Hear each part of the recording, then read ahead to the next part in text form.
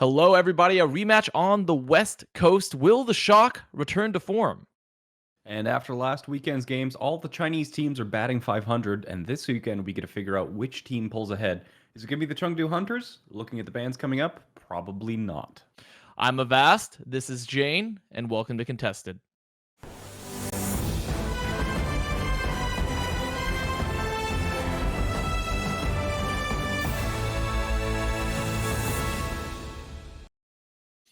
What's up, everyone? We are once again, shockingly enough, not live from the Frontier Communication Studio in Dallas, Texas. We are live from our own homes in the continuing quarantine.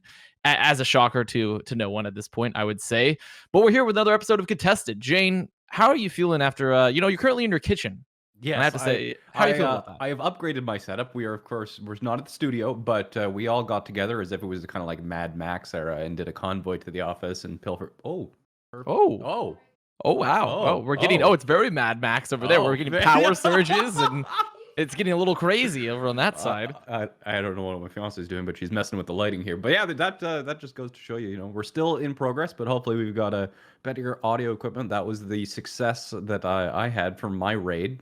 We went and had to go scavenge for supplies, and we managed to find some new AV equipment. So hopefully that helps out with the quality of the show. We're always trying to improve, and things will just get so much better once we're back in the studio. But the show must go on, and we are here with another show on a Thursday edition of Contested.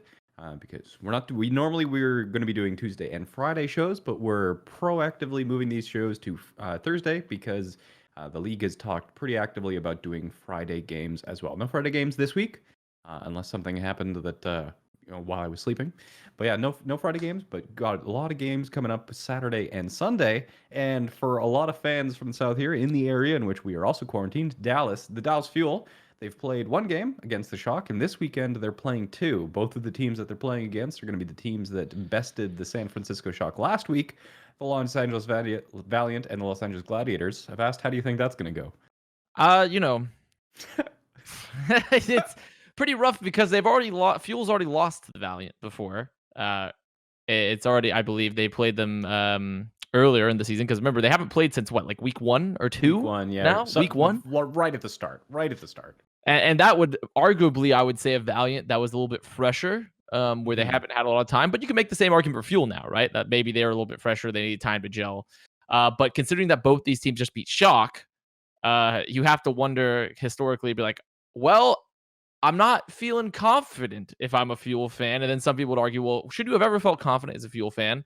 But then the second part of that, I would say, is we really don't know where Fuel stands We at all really right have now. no idea. And we did see some glimpses of brilliance. Well, maybe glimpses of brilliance is going to be a little bit of an exaggeration. We definitely saw signs for hope.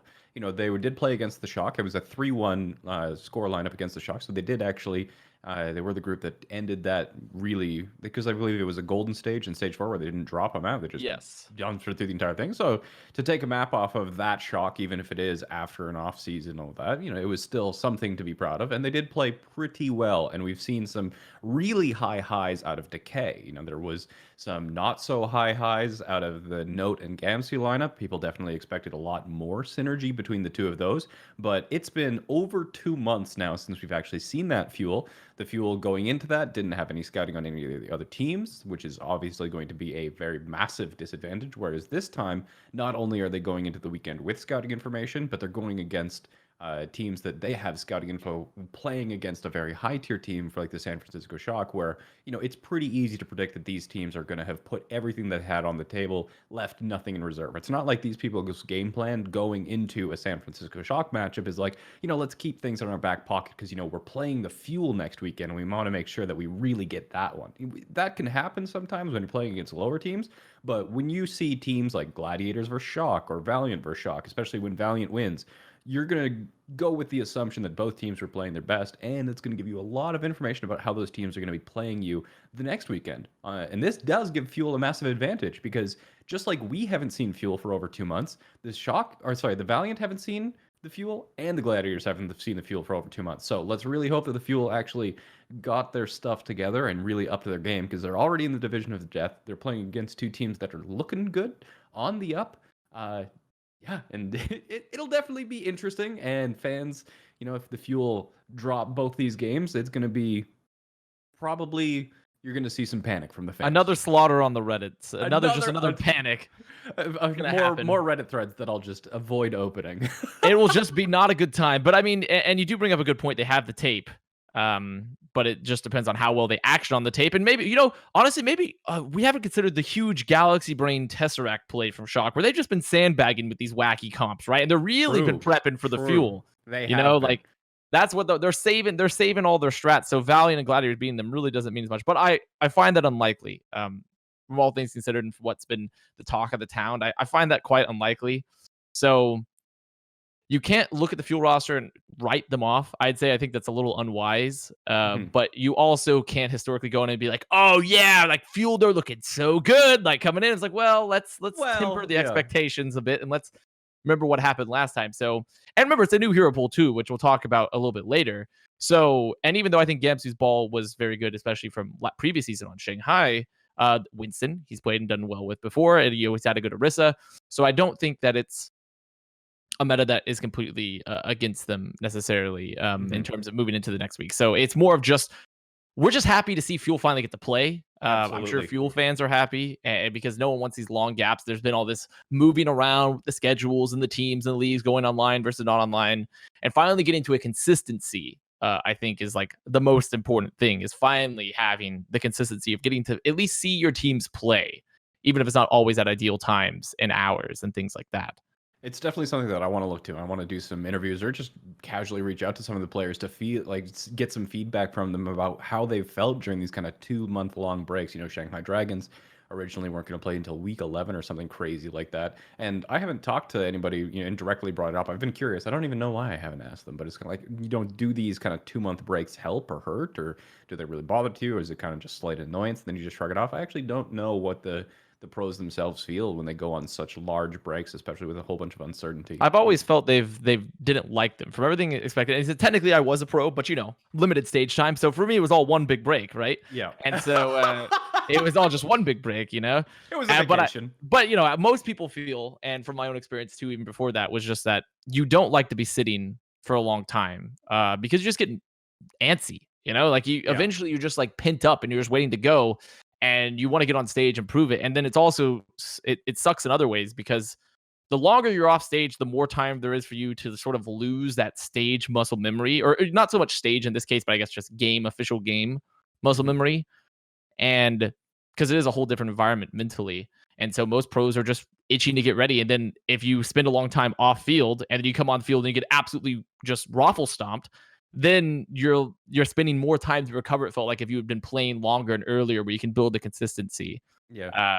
So it's just like that huge process. It was actually one of the things that I was looking at, and we'll talk more about this about the Chinese games. But one of the things that I looked into over the weekend was I was trying to see that if teams had kind of a much worse first performance than they did second performance, because all the Chinese teams played twice, Saturday and Sunday. So I was trying to look to see if there was a massive discrepancy between Saturday and Sunday performance being that kind of that first game after such a huge break. And really, if anything, probably just noise in the data, nothing large enough to correlate or call a trend. But most of the teams actually did much better their first game than they did on their second game on Sunday. And Sunday's game quality was like, which we'll talk about later. But going back to the fuel, there are two games, Los Angeles Gladiators and Los Angeles Valiant. Now, these two are very different teams. They played much different kinds of Overwatch against the San Francisco Shock. Let's kind of break it down and talk about predictions. Are we expecting the fuel to go, just smash them, easy 2-0, lose both? Or, if they're going to win against one, which of the two are they going to win against? I think stylistically, they match up a lot better versus the Valiant than they do the Gladiators, stylistically, right? Because the Valiant played sort of how the Seoul Dynasty played, and we saw a lot of teams playing the style too, like the Chinese teams as well. But like the double shield with like a Mei and a McCree, and then either a Zen or an Honor or whatever with the Brigida, and you just played slow. And you played a very pick heavy style, and you would push when you were able to, and it was all about controlling the space and denying any sort of aggression, because we saw a lot of teams opting to go the other direction, which was Gladiators really on that opposite end of the spectrum, which was the Doomfist dive and Ball Zarya, Winston Zarya, Ryan Zarya, and just pocketing your Doomfist with Brigida packs and following up with maybe a Reaper or a McCree or something like that. So but Fuel, from what we saw from them in week 1, at least, and when we look at their roster, you see a cast of people that are comfortable on playing some double shield tanks, especially Gamsu on the Orisa. You have the ability to be playing Brigida and Ana with their backline. And now Sombra's not banned. So if teams want to play Doom hyper aggressively, they are going to be running into a Sombra, which is Doha, who is arguably, from when I was casting, one of the better, one of the best. Now, there is a long and convoluted history of like everyone praising up Korean contender Sombras and be like, this guy's nuts. Planter's peanut style. Like he's incredible, because we had that with BQB. We had that with Guard.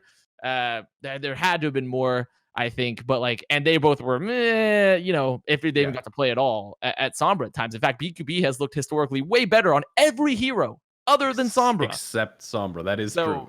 It's a tough one to really like place it to see if that actually remains the case or not, which could be a lot of factors. But I think stylistically they match up a lot better against Valiant or against the Valiant, because they're going to like mirror.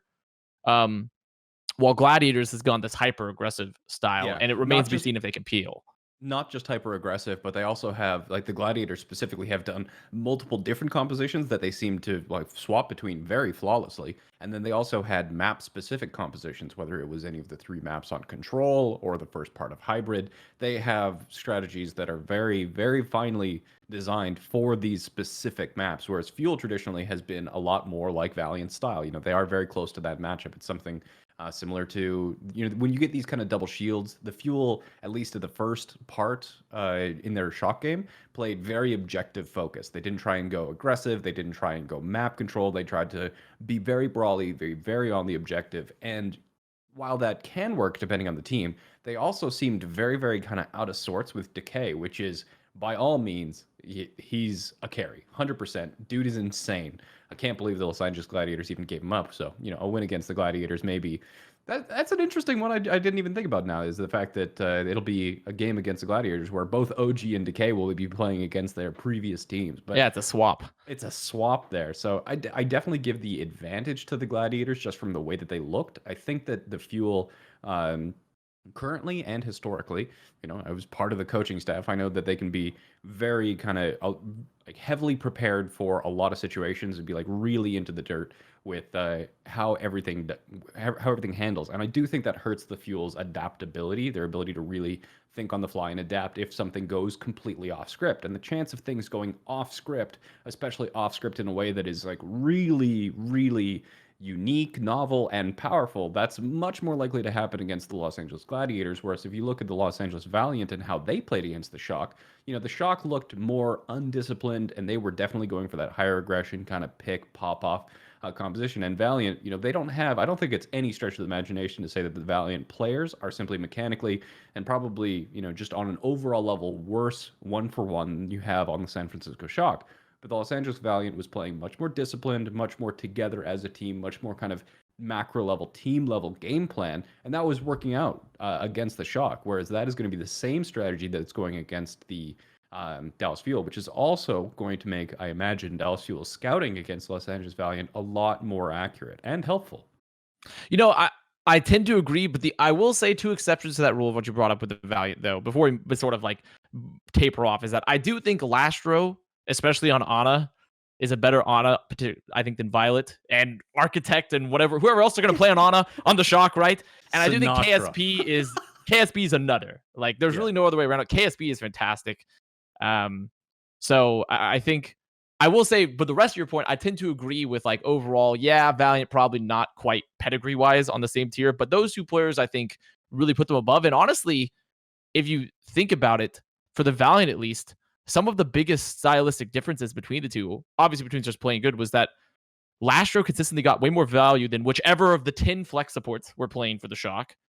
And KSP I think he ended up with like an infinite to 1 KD ratio at one point, where like he was like he had an insane final blow thing, which was partly due to the inconsistencies in the Shock DPS lineup and their overall roster, I feel, but also because like on a hit scan level, the only one that can really match him is Ons, but then Ons runs into the problem, I feel, of like at least it seems like he's not flexible enough to play other heroes. Absolutely. So then you're working to that corner. So I will say I think Valiant's working with a little bit more than just overall, but to the point, I say yes. You can't look at the Shock roster and be like, this roster is obviously worse than Valiant, because that's clearly not the case.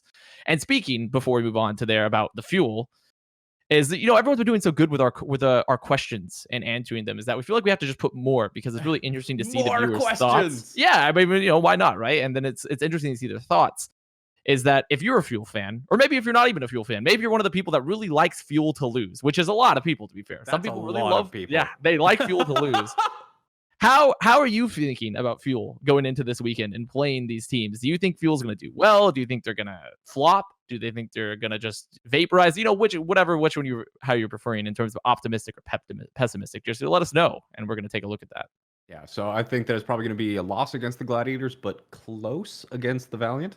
What do you think? Do you think it's going to be, if you're talking about, I assume the Gladiators are definitely your favorites in that matchup, but in the Valiant, do you think it's close favoring the Fuel or close favoring the Valiant? See, it's that weird uncertainty of because I haven't seen Fuel play. I will say that I think it's a correct assessment to say Gladiators are favored and should probably win. For Valiant, it's tougher because then you saw them get sort of clapped by Seoul earlier. Yes. And Seoul was playing a similar matchup that I expected, the sort of a style that I would expect Fuel to probably run as well, which was like double shield style. Now, obviously, there's no McCree and no May this week. So it's a little bit different, but it's still like the gist of it is about the same, but we'll see if that actually comes into fruition. Because also with May gone, in a lot of ways, double shield becomes stronger because May is one of the few DPS heroes that can also heavily punish double shield in terms of locking them off and isolating them. But also it increases Ryan Zarya flexibility. So, I mean, or even dive. So I think that Fuel opens up some options. I'll say that I actually think that Valiant probably has the edge simply because of the stage time and working out their nerves more than Fuel, but it wouldn't be unprecedented to see Fuel win. Because I do think there's more to the Fuel than people expect with their roster, especially with Doha and Decay being just really, really good. But I'd probably still give the edge to the Valiant, but it wouldn't be impossible to say that they could win. Well, there's one guy in chat says Selfless thinks that Fuel is going to beat the Gladiators but lose to Valiant. So if that happens, we're going to have to both give up our hosting positions. Whatever. If that happens, you get to host next week's It is what us, it is. Your huge brain. So, but the second team that the Los Angeles Valiant faces this coming weekend, so they face the Fuel, but they also face the Shock. So it's going to be a rematch. Going into that one, how do we think that that's going to play out? The Shock, obviously, they're going to be very caught off guard. They're a very proud team, a very successful team to drop 2 matches back to back in a weekend in a pretty, they were scrappy games. They weren't complete blowouts, but they were definitely San Francisco Shock looking way off of their top form. How much can they actually turn around in a week? Do you think that it's going to be a repeat where the Valiant are going to take that against the San Francisco Shock, or the San Francisco Shock just going to have gathered the information that they need? They're like, oh, let's just shake the rust off and just come back guns a-blazing. Well, I think for the week time, it's like week is already you could come back an entirely different team from week to week, even before hero pools. But now with hero pools, we almost should I feel like in a sense, we should almost look at each weekend as like a separate tournament in a way, as in like this is a different instance of Overwatch being played each week because of the hero pools and online play and things like that, which wasn't the case before. So I don't think it's impossible for Shock to come back. They started out rough last year when they had their incredible season and obviously won the Overwatch League. And I wouldn't necessarily call them historically successful. It's more recently successful. Because remember, Season 1 Shock was not great. Most of us have just like scrubbed Season 1 Shock from our head. They're an expansion team. It's an expansion team. They're an expansion team. So in my head, I would say that Shock should rebound. And even if they were to lose to Valiant again, that's less of an indictment on Shock and more of a good thing for Valiant, right? Mm-hmm. If they make it close, I would say that's just Valiant playing well and Shock getting its act together. And, I've used way less broadcast friendly terms for what Shock exactly was doing last week per se, but I think that they just needed to get a kick in the pants in a way. And they probably outthunk themselves a little bit. Mm-hmm. They thought too, Krusty was busy peering through like the time kaleidoscope, like Doctor Strange, envisioning the possibilities. And then he forgot that like, we just got to put the square peg into the square hole. And that's like, you just got to do that. And then you'll probably be okay. Looking at the San Francisco Shock during the Valiant, and, even though the scoreline was 3-1, like they were extremely scrappy matches. The San Francisco Shock weren't playing clean or smart by any regards, but even with that level of gameplay, like Dorado was still what was it, 6-5, and then even Paris went to extra rounds. Like it was super scrappy, high scoring game. It's not like the games that the Shock lost. They got held or didn't get a score or only got one. Like they were high score games. Like really. Quite a lot of Overwatch between those two teams. But it did kind of make me wonder whether the San Francisco Shock was a team that functioned better, or at least their coaching staff preferred the non-hero pools environment. You know, we are getting into the Giska recently on his Tactical Crouch podcast, as well as in an article, wrote that he thought that the Chinese games specifically over the last weekend were basically unwatchable, that they were just not good Overwatch. And the hero bans really have moved us towards an area where we are seeing the kind of the main draw not being in the perfection of compositions like GOATs, where singular cooldowns causes entire team fights to fall apart, but we are getting into individual decision making, pop-offs, reaction, ultimates, mechanics, flanks, things like individual ability to actually control the fight. Just because I don't think it's not that crazy of a statement to say that the overall level of Overwatch has been brought down. If you're constantly forcing a team to adapt instead of perfect, just the level of play is going to be lower. And there is the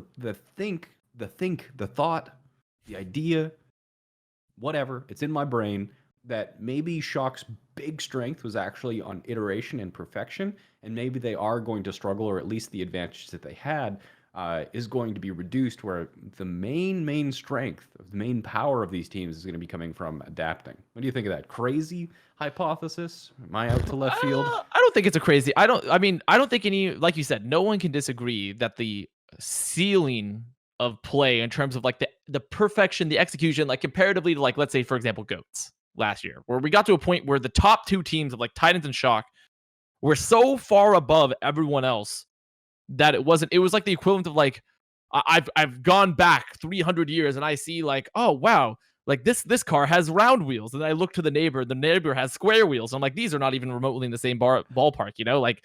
And that's how you sort of saw the different, like when I compare Justice Goats to Shock Goats, I was like, are we in the same league? Are these people being played to play the same game? Right? It's not the same, and that iteration showed. But I do think, and I'm gonna preface this by saying you are not required to be a high elo or to be a pro player to be able to think about the game competitively, right? And to be able to have good ideas about the game and to be able to coach players about how to play the game, right? That is not a requirement at all.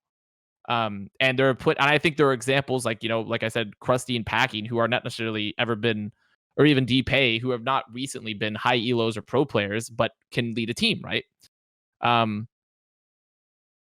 But it seems like the argument that I hear a lot is from people that have never really experienced high level play or competitive play say, oh, this is crap Overwatch I'm witnessing, right?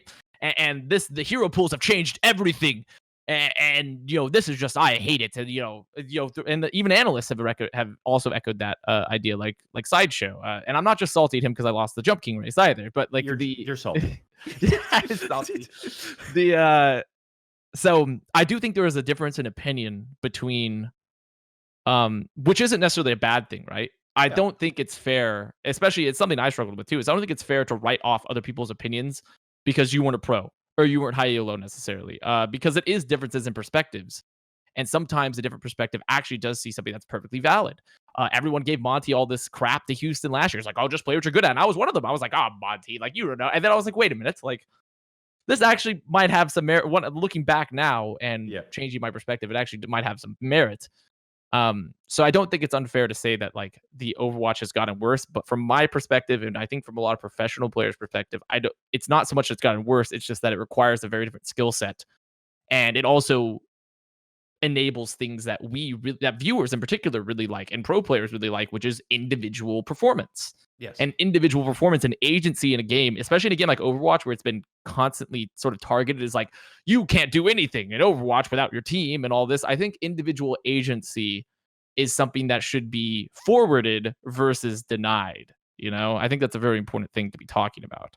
And I think that's one of the reasons that players like Pine were so popular. Just in general, Widowmaker and McKee's people who can pop off, get those really high multi kills, if not team kills, completely on their own. Like that is really fun to watch. And I was kind of I had a debate against ZP probably well over a year ago. I mean, if it was ZP, there was probably a debate involved. So more than Yes. likely. Yeah, but I was talking about that. I didn't really find the Widowmaker meta interesting tactically, but he said that it was interesting from the viewer's perspective, and that's Mhm. like and it's a different perspective. It's not necessarily good or bad. It's just different. And if you are the person who's kind of watching it for the way that it was, and it's now changed to not be that way, yeah, you're probably not going to enjoy it as much or consider it unwatchable or bad Overwatch. But just before we do move on, I wanted to thank ML7 for the big host. Appreciate it. Welcome, new viewers.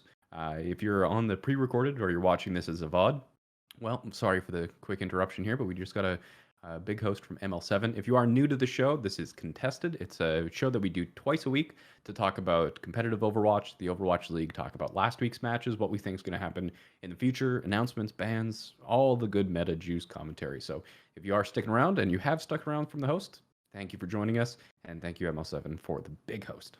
Just want to say, ML7, it was a pleasure playing with you in Open Division. I didn't get to play with him a bit, but I did play with ML7 Open Division. So ML7 viewers, just want to put that out there. That's probably all you remember me from. So just keep that in mind, that there is a reason to stick around now. But another question we have to ask before we move on into our last perspective viewing our teams is, for all the people at home, and also now the ML7 viewers, obviously, since we've acknowledged them, do you think the Shock will bounce back? We have our own opinions. I think they will bounce back. Um, I think they'll bounce back. I think they're Jayne definitely thinks going they're to gonna take this bounce game back. against Valiant. Yes, for sure, right? They should be better, and if they aren't, then we're in a serious problem, right? Then we Yeah. can we Oh, can yeah. change the narrative a bit. If Shock struggle against the Los Angeles Valiant again this weekend, then we start asking a completely different set of questions. But going back to the main kind of problems that I was seeing from the San Francisco Shock, I watched the game, watched it again. I still think that they were operating with a little bit of hubris. They were definitely confident, but a little bit of hubris, and not really operating at a team level at the same, like not to the same extent that the Los Angeles Valiant was working towards as kind of a cohesive unit. There was a lot of individual plays, and they were playing those more aggressive compositions than the Los Angeles Valiant were playing with the more May focused compositions. But it's going to be a lot easier to take a team like the San Francisco Shock and put them back into the, okay, you're a team, let's work together, let's work on doing the basics that you've always done before. You won the league, you know how you won the league. Than it is to try and, if we needed to go the other direction and take the Los Angeles Valiant and move them into more of like a pop-off role and make sure they had a superstar DPS to carry or something, I think that's going to be a much more difficult transition for them. So in terms of how much these teams can improve over the week and what's going to make the most difference on those improvements, I definitely think the Shock are going to come back and win against the Valiant. I was wrong about them last week. That's true, and I was wrong too, and we were both impossible for me to be wrong twice in a row, though. That's fair. Fact. I've never been wrong twice in a row. Never been wrong twice in a row. So if you echo our sentiments and Jayne's sentiments, just let us know. If you also are sort of like someone that likes to see the Shock fall, then say, hey, I don't think Shock's going to do well. But moving on from that, we have to talk about a unique phenomena that we witnessed this weekend, which is sort of like the Northern Lights. Yeah. But far crazier even. It was like the Northern Lights happening in Hawaii. Yeah, in terms of like how crazy it was, which is the circle, affectionately known as the Circle of Suck, which is what happened with the Chinese region teams, where everyone beat each other and then subsequently lost to each other, at least through like a property, like a transitive property, pretty much, Yeah. where everyone won or lost like once, which is everybody got incredible. one win and one loss, which it's impressive to have that happen in a single weekend. We've seen that happen over the course of a stage before. I think there was one stage last year where we had a full circle of suck, where each and every single team was managed to fit into this full, beautiful circle. But yeah, so this week we get to finally, hopefully, I don't know, I haven't figured out whether or not it's mathematically possible for the circle of suck to actually be maintained. But the big question here is going to be the Shanghai Dragons, I think, is the one that we're looking at. And so the Dragons and the Spark are going to be the big ones to really worry about here. Not worry about, but finally get some answers to see where this circle should actually be, a ranking list. And is it like a circle or a line, Like, is it going to stop, or is it just going to keep going, like, off ad infinitum? We're just in a Mobius strip. We're never going to get out. It's just every single game is a flip of the coin. But the Hangzhou Spark themselves had a little bit of an interesting weekend. They had two 3-2 games. So both of their games actually went to the best of 5. They won against the Chengdu Hunters, and then they lost against the Guangzhou Spark. Now, the interesting thing about losing against the Guangzhou Spark... The charge, sir. Right? Yes. We're talking about Spark, yes. Thank you. It's okay. I know it gets. There's a lot of There's the spark. There's the charge. There's the power outlet. There's there's Yeah. a lot of different electrical Yeah. terms. But so if you're looking at the Hangzhou Spark, not the Charts, the Spark, both of their games went to 5. But on the other hand, both of the Shanghai Dragons games were complete blowouts, one way or the other. And I think, we see the Spark. The Spark seems very inconsistent and indecisive. They look good sometimes. They just kind of, other times, I don't really know how else to describe it. But the Shanghai Dragons, I think they looked really good. Their kind of just style got beasted by the Chengdu Hunters. Now the Chengdu Hunters, of course, they have Ameng, the Wrecking Ball, and they've got that really, really aggressive style. And I think they played the most flanky style that we've seen out of any team so far. They played a lot of really off angle with their Pharah. And Mercy, Veltao doing a great job on the Mercy. And then even when they weren't playing Pharah, they did, especially on Eichenwald, they did like crazy flanks where their like Mercy just followed Hanzo and Hanzo went all the way across the map. And with the double...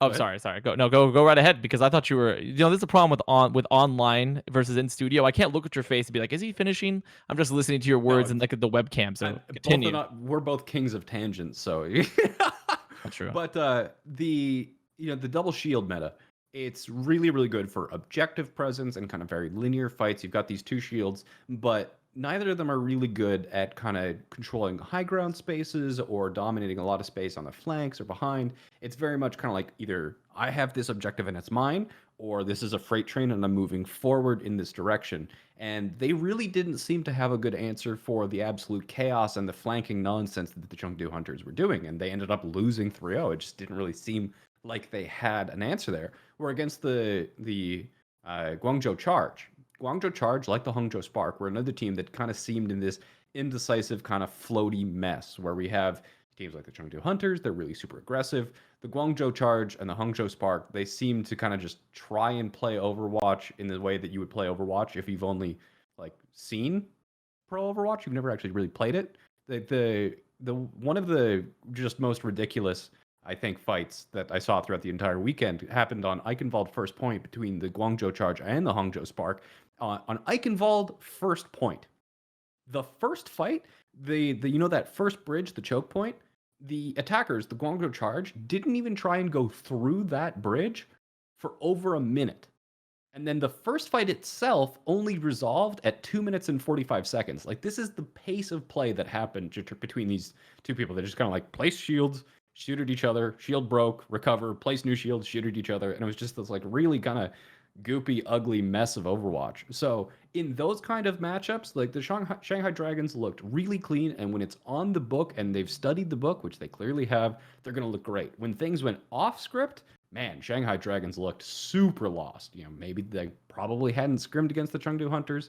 And yeah, it did not go well. So my money's definitely on the Shanghai Dragons for being a good team. They just kind of stumbled, tripped, and fell over the Chengdu Hunters. But now that I'm done ranting, what do you think?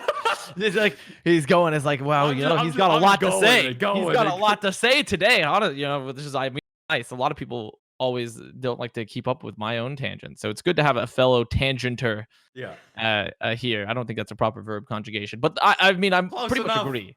Yeah, it's close enough, right? I pretty much agree with the assessment, and the point here is like sort of diluting it back and bringing it back is like your assessment. I feel of the Charge and the Spark is like honestly very accurate. I sort of feel like it's like the flavor added. They're like the flavor additive of Overwatch League teams. Where like you take a glass of water, and if you were to imagine what Overwatch would look like, or in this case would taste like, a flavor, like let's say lemon or lime, right?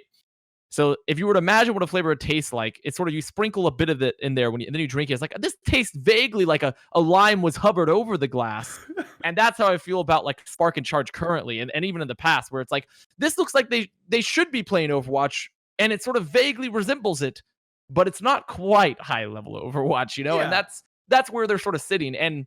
But historically they've been that way before too. They start out kind of slow, particularly Spark, and then they picked it up towards the end of the season. They looked really good. So I think for Spark, it's more of them finding their footing again, and maybe they're another team that sort of needs iteration and needs to like stumble a bit before they find what they're good at. But I guess we can make that same argument now for all the Chinese teams, since they've all won and lost one, right? True. But I think the really interesting for Dragons, comparatively to the Spark, right, is that the Spark, I'm sort of expecting them to start slow. Super But slow. Yeah. Dragons, they were playing into the Chengdu. They were playing a lot of Widow Farah because obviously Chengdu are going to play that. You have Leave and Jinmu. Like, of course you're going to play Widow Farah, but then that's Shanghai's whole bread and butter. That's their whole bakery. That's it. That's the yeast. It's the flour. It's the water. They have Ding and Diem, who played only Fair Mercy for a long time, and they played mostly Fleta Lip, honestly, in that matchup. And Chengdu even still played a lot of double shield. They didn't even play ball all that often, which, I mean, they can't even play ball coming into this next weekend because of the ball ban. But they played a lot of double shield and still played aggressive. So it's interesting that they would choose Fleta and Lip in those matchups versus Ding and Diem, who sort of exclusively played those comps last year, especially the stage they won, stage 3.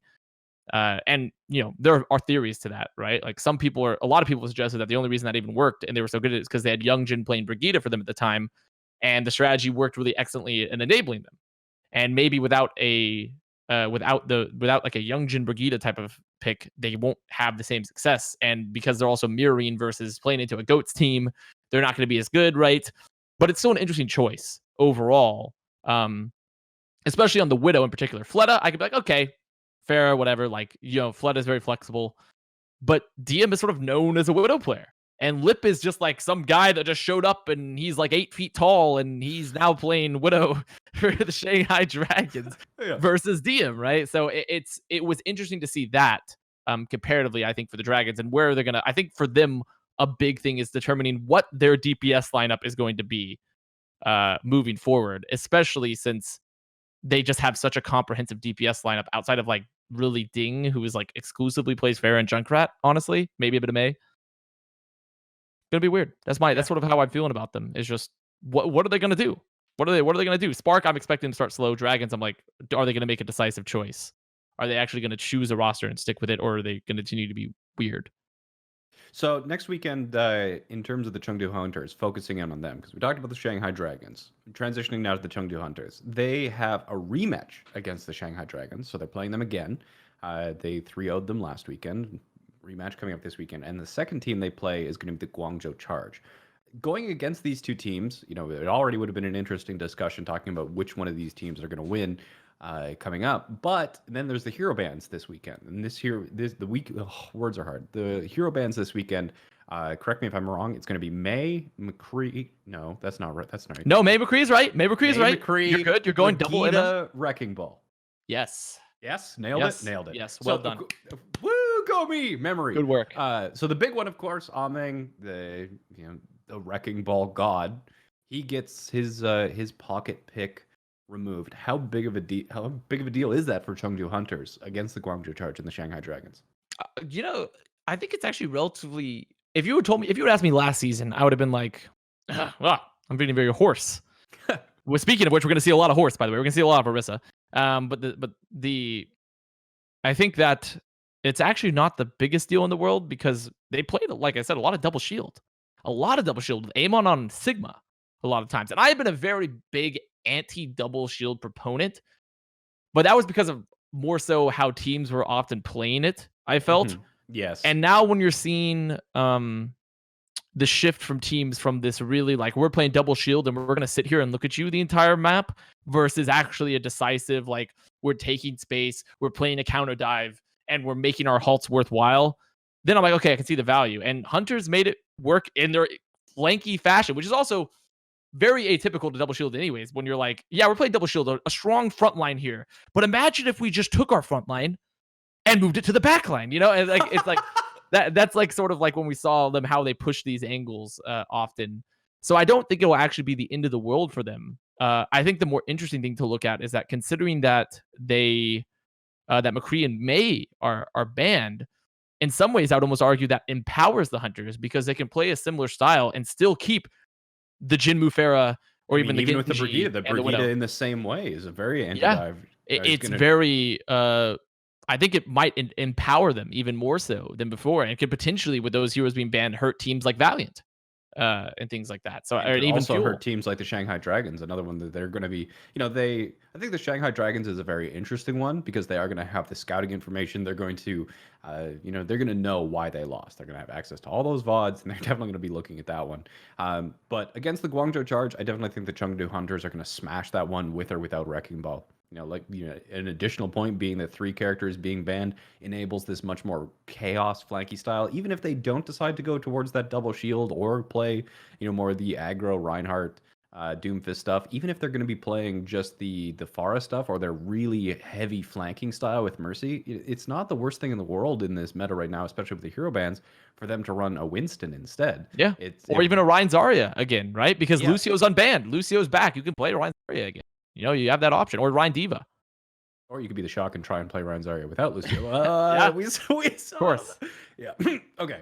But yeah, so I think it's an easy win against the Guangzhou Charge. The Shanghai Dragons, I still think it's favored against the Chengdu Hunters, just from the way that, like the Shanghai Dragons, you would think they would have been able to adapt a little bit quicker than they did, and by quicker than they did, I mean not at all. They really didn't adapt, and they just died.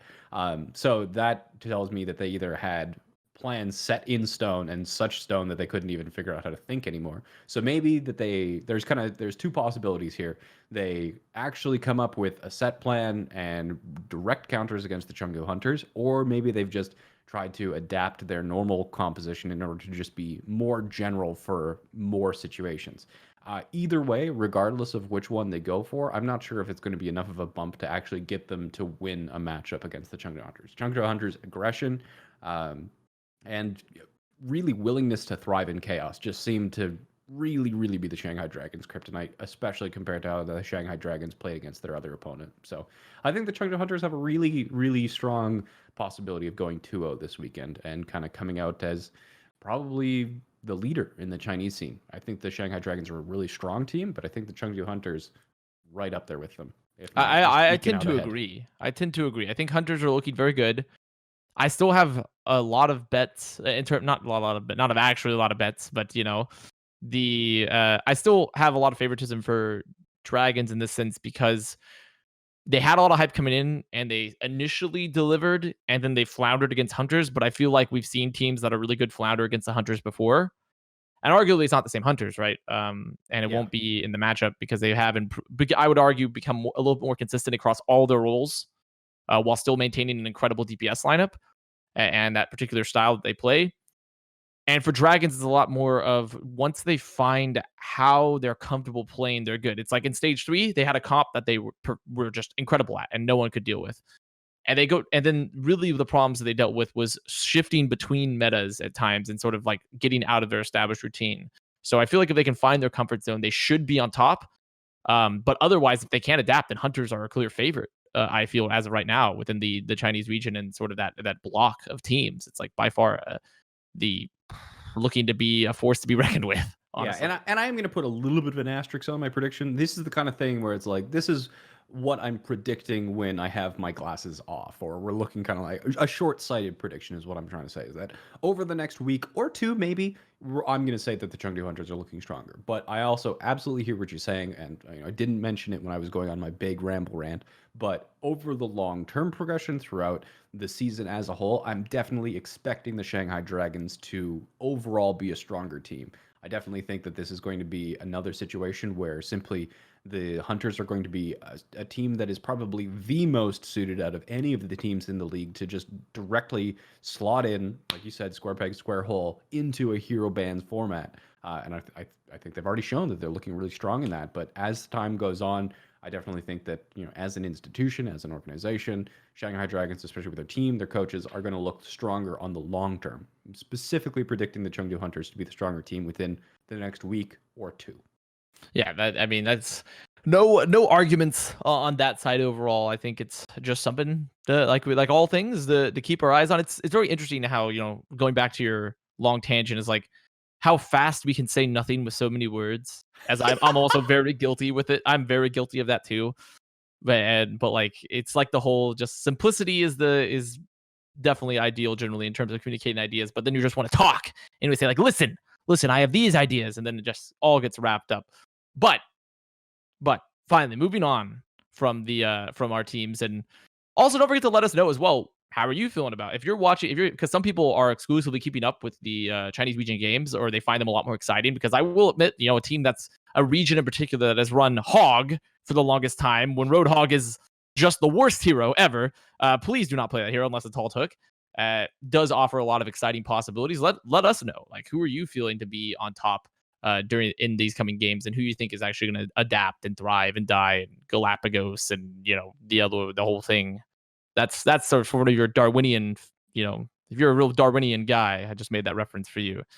But mailbag, Jayne, mailbag, We're gonna delay mailbag just for delay a quick mailbag. delay mailbag just for a quick moment because we actually had a really good chat, a great chat. I mean, a great question from chat. Chat's great, but they also have great questions. See, talking hard. Anyway, Aragon 349, our best friend, says with Vancouver, New York, London, and Seoul all returning to Korea, how do you think they will stack up against the Chinese teams? That is an interesting question, honestly. I mean, Seoul looked to be arguably the top 3 team when they played this last weekend, but that was within the setup, and I've said it again and again, I think they were really good. A team that was particularly built for a double shield sort of slow play.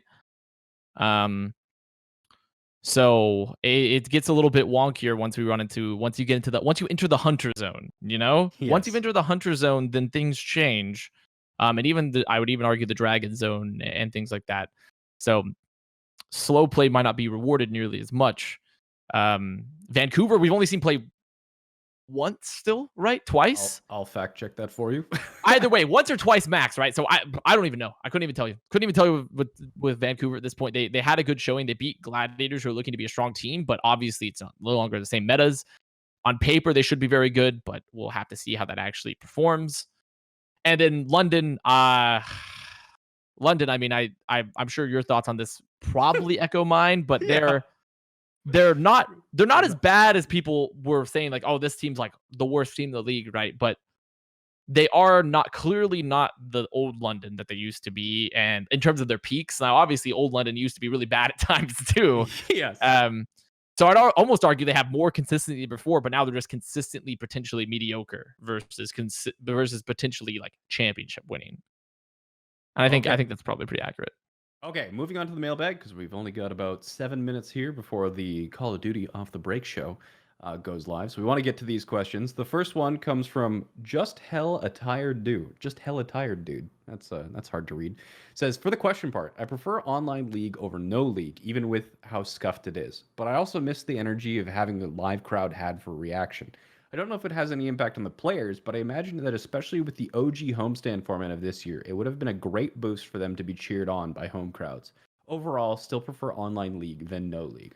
So yeah, I think that the vast majority of people are going to agree with you on this one. I think it was Hex who did the poll on Twitter, and I think it was like 85% of people would prefer the Overwatch League to be online and scuffed rather than no Overwatch League at all. And honestly, I don't even see the argument that maybe you're just an Overwatch League purist and it's like if it's not going to be perfect, it's not going to happen at all. Or there's that we are trying to get onto TV and make Overwatch League and just esports in general more mainstream. So maybe it's hurting the credibility if we are having these really scuffed broadcasts. But other than those kind of like really fringe arguments, I definitely agree that the Overwatch League is better if it just keeps going and powers through the scuff. Now, the impact of actually the homestands, that's going to be a really different one. Especially coming from somebody who works with the Dallas Fuel, the homestand energy is absolutely crazy. Like the first homestand that happened last year with 5,500 people in the Allen Event Center, like that was nuts. That was the loudest crowd pretty much that I've ever heard, short of the actual Overwatch League grand finals. I've been to sporting events, been to concerts, but like the energy at an Overwatch League event is really, really crazy. You've got some super passionate fans, and it also really affects the players. And I think that it actually increases the level of play because it gives the players an extra reason to care. Like you have these pro players who just get really emotional, even just walking onto the stage and get super hyped up, and the energy changes when they have the crowd behind them. So it's kind of a shame that we're missing that, and we are going back to the online play where things feel a lot more disconnected between the people who are going to be watching. The viewership, whether it's 50,000 or 100,000, like, those are numbers and cool. You have that many people watching you, but it's way different from even 1,000 people screaming your name. Yeah, I think I mean, and it's a sentiment that's also echoed by the other person we fished out of the mailbag, Mr. Brandon Valenti, who had pretty much the same thing to say as someone that as they've watched apparently competitive Overwatch since beta, which means my goodness, like that is a long time to be watching Overwatch. So you're probably an older fan in terms of like how long you've seen Overwatch. The 95% plus of current Overwatch League fans and such. It may not have the production hype of the arenas and the home stands, but it's still great to watch Overwatch be played. Every teams are still look good besides Boston, which that's his words, not mine. Those are his words, not mine, which I thought was funny. The online format also has given us a slew of games which can be watched later, and with the YouTube move, you can in some ways more accessibly view them. And as someone who used to watch Overwatch when they played a map twice because there was no competitive mode, uh, it's negligible. Which Wow. that is very like Chronicles of Narnia Aslan-esque, where it's like, do not cite the deep magics to me. I was there when it was written. when it was written. Yeah, that's very a very good that it's just a long time. Like that's like the very edge of my memories in terms of Overwatch. Besides the memes that will come out of this will be legendary. Finishes Brandon, which I think is perfectly fair. And it's life, right? Like what are we gonna do? Are we gonna encapsulate all of LA in a giant bubble and hopefully host our live matches? Probably not. So we're gonna have to stick with the online format for now, and we're still getting games, which is great. And as according to Brandon, even myself, as I've seen far more scuffed things happening. So I don't think it's that bad. And I think it's great that we can still see the games get played, which I think is the most important thing.